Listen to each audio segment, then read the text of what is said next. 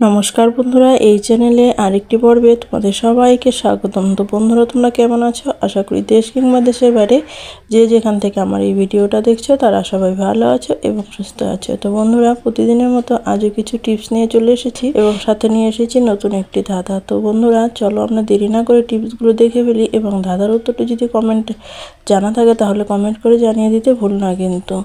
তো আমরা যদি সংসারের কাজগুলো কিছু খুঁটিনাটি কিছু টিপস ফলো করে চলি তাহলে কিন্তু আমাদের সংসারে কিছুটা আয়ও হয় এবং সংসারে নিজেদের জন্য কিছুটা সময় বের করতে পারি। তো তারই টিপস নিয়ে চলে এসেছি, চলো দেরি না করে দেখে ফেলি।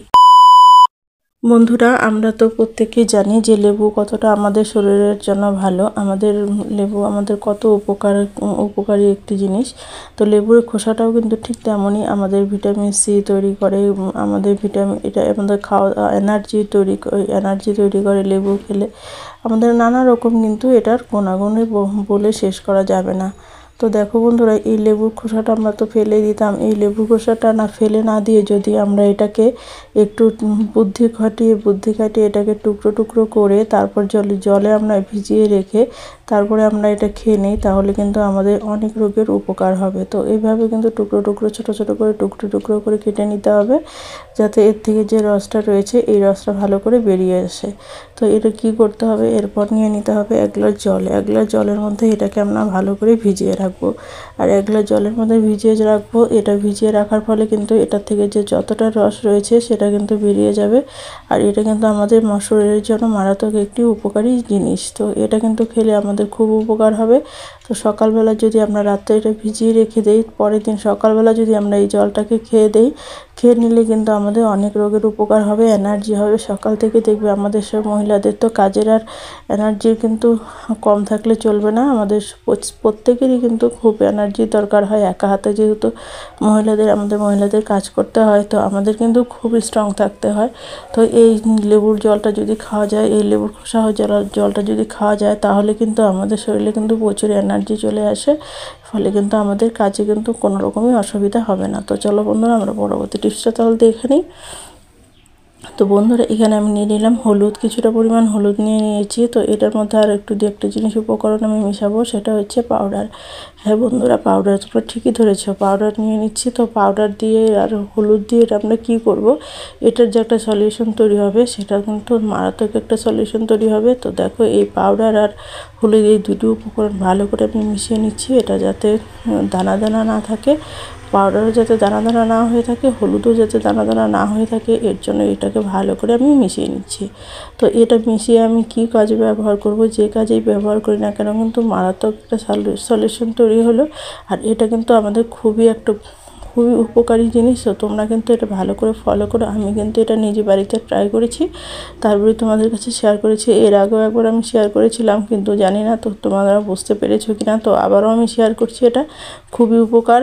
আমি নিজে বাড়িতে ট্রাই করেছি। বাড়িতে তো বর্ষাকালে তো পিঁপড়ের অভাব নেই। তো পিঁপড়ে কিন্তু মারাত্মক অত্যাচার করে। তো সেই পিঁপড়ের থেকে আমরা রেহাই পেতে কিন্তু এই রেমেডিটা এই সলিউশনটা আমরা কিন্তু ব্যবহার করতে পারি। তো দেখো, আমার পিঁপড়ে এখানে কিন্তু গর্ত করে ফেলেছে। এখানে আমি যদিও আরেকবার দিয়েছিলাম, তো দেখতেই পাচ্ছ এখন কিন্তু অনেকটাই কমে গেছে। তো এখানে দেওয়ার পর কিন্তু আর এখানে কিন্তু পিঁপড়ে কিন্তু আর বাসা বাঁধতে পারবে না, চলে যাবে এখান থেকে।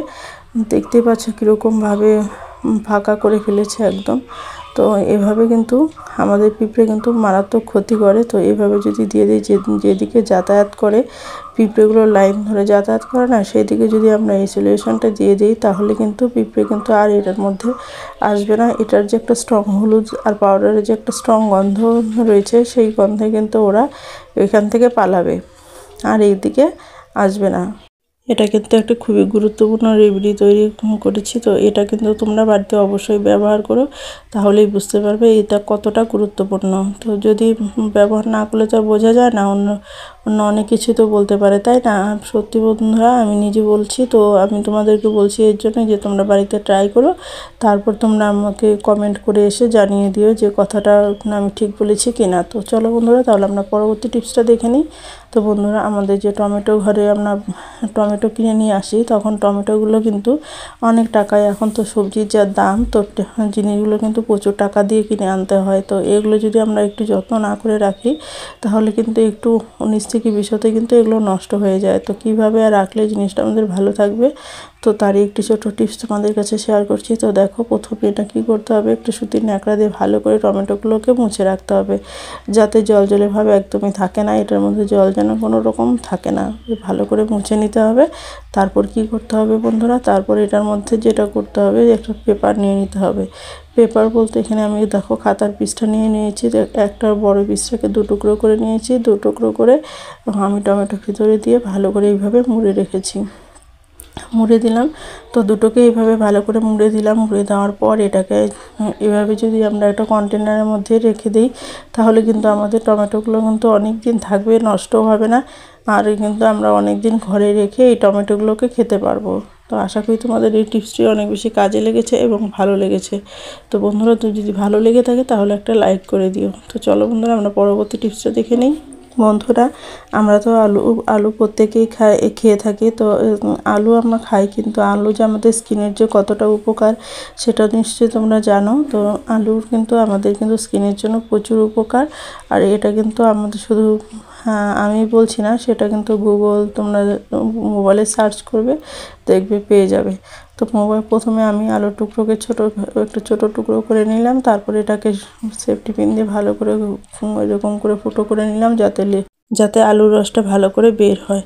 তো এভাবে তোমরা কিন্তু চাইলে পরে কিন্তু যে আলুর রসটা যদি তোমরা বের করে নাও, একদম আলুটাকে কুচিয়ে রসটা বের করে নাও, সেভাবেও কিন্তু তোমরা নিতে পারো চাইলে। তো এইভাবে কিন্তু আমরা কিন্তু খুব সহজে, এটা খুব সহজ বুদ্ধিতে নিয়ে নিলাম। তো দেখো এইভাবে, তারপরে একটু কোলগেট লাগিয়ে দিলাম।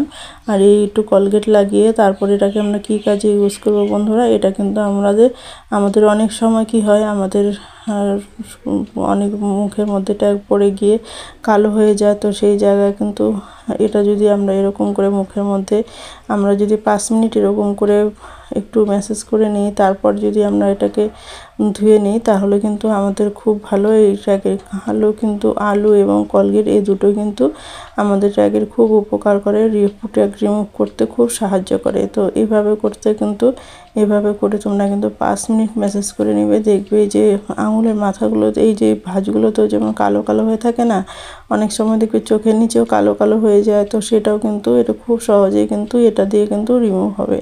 আশা করি তোমরা বুঝতে পেরেছো আমার কথা। তো এইভাবে করে কিন্তু 5 মিনিট ঘষতে তারপরে তোমরা কিন্তু এটা ধুয়ে নেবে। তো কিছুক্ষণ 5 মিনিট ঘষার পরে কিছু সময় রাখবে, শুকিয়ে নেওয়ার পর তারপর তোমরা ধুবে। তো বন্ধুরা, চলো এটা ঘষতে ম্যাসেজ করতে চলো আজকে যে ধাঁধাটা রয়েছে সেটা জেনে নিই। তো আজকে ধাঁধা হলো, কতর মধ্যে কত বাদ দিলে কত থাকবে। তো বন্ধুরা, তোমরা যদি ধাঁধার উত্তরটি জানা থাকে তাহলে কমেন্ট করে অবশ্যই জানিয়ে দিও। তো দেখো, এভাবে ঘষার পর 5 মিনিট তোমরা আবার রেখে দেবে, মানে যাতে শুকিয়ে যায়। শুকানো অবস্থা অপেক্ষা বেশিক্ষণ অপেক্ষা করতে হবে না, 5 মিনিটও লাগবে না, তার আগে শুকিয়ে যাবে। তো এভাবে শুকানোর পর তোমরা যদি এটাকে ভালো করে ধুয়ে দাও, তাহলেই দেখতে পারবে কতটা সুন্দর পরিষ্কার হয়েছে। তা তোমরা কিন্তু রেজাল্ট কিন্তু তোমাদের চোখের সামনে পেয়ে যাবে। তো দেখো, তোমাদের চোখের সামনে আমি রেজাল্ট দেখিয়ে দিচ্ছি। তো দেখো কি সুন্দরভাবে হাতটা পরিষ্কার হয়ে গেল। তো দেখতেই পাচ্ছ কত সুন্দরভাবে পরিষ্কার হয়ে গেল। তো এভাবে কিন্তু আমরা এগুলো করার জন্য কিন্তু আমরা অনেক টাকা দিয়ে ফেসিয়াল, অনেক দোকানে আমরা কিন্তু পার্লারে গিয়ে অনেক টাকা খরচ করে এগুলো কিন্তু আমরা করে থাকি। তো পার্লারে না গিয়ে যদি আমরা ঘরে বসে এরকম করে তৈরি করি, তাহলে আমাদের অনেক টাকা কিন্তু বন্ধুরা বেঁচে যায়। তো কীরকম লাগলো তোমাদের কাছে অবশ্যই কমেন্ট করে জানিয়ে দিও। তো চলো বন্ধুরা, তাহলে আমরা পরবর্তী টিপসটা দেখে নিই। বন্ধুরা, আমাদের সাহায্যের ডরি হয়, এই সাহায্য ডরিগুলো কিন্তু ঢোকাতে কিন্তু আমাদের খুবই প্রবলেম হয়, যে কখন তাড়াহুড়োর মধ্যে এটা ঢোকানো, কিন্তু সার ফিতা লাগানো কিন্তু একটা প্রচণ্ড প্রবলেম মনে হয়, যে বিরক্তিকর মনে হয়। তো কীভাবে তাড়াতাড়ি লাগাবো তারই একটি ছোট টিপস আমাদের কাছে শেয়ার করছি। তো দেখো বন্ধুরা, এইভাবে যদি কলমের মধ্যে দিয়ে তারপর ঢাকনাটা এরকম করে লাগিয়ে দাও, তাহলে কিন্তু কলম দিয়ে কিন্তু খুব সহজেই কিন্তু এটা চটপট করে লেগে যাবে, একদম খুব কম সময়ের মধ্যে লেগে যাবে। তো তোমরা কিন্তু অবশ্যই বাড়িতে ট্রাই করো, তাহলেই বুঝতে পারবে কতটা উপকারী এই টিপসটি। তো বন্ধুরা, ভিডিওটি ভালো লাগলে লাইক কমেন্ট শেয়ার করে দিও। আর এই ভিডিওতে যদি কেউ নতুন হয়ে থাকো, তাহলে সাবস্ক্রাইব করে আমার পাশে থেকে এরকম নিত্য নতুন ভিডিও পাওয়ার জন্য। তো বন্ধুরা, তোমরা সবাই ভালো থেকো, সুস্থ থেকো, এই কামনাই করি ঈশ্বরের কাছে। তো দেখো, খুব সহজেই কিন্তু আমরা কিন্তু সায়ার ফিতেটা লাগিয়ে নিতে পারলাম। তো তোমরা কিন্তু অবশ্যই বাড়িতে ট্রাই করো। তো বন্ধুরা, আজ এই পর্যন্ত, দেখা হবে কোনো নেক্সট কোনো ভিডিওতে, কেমন?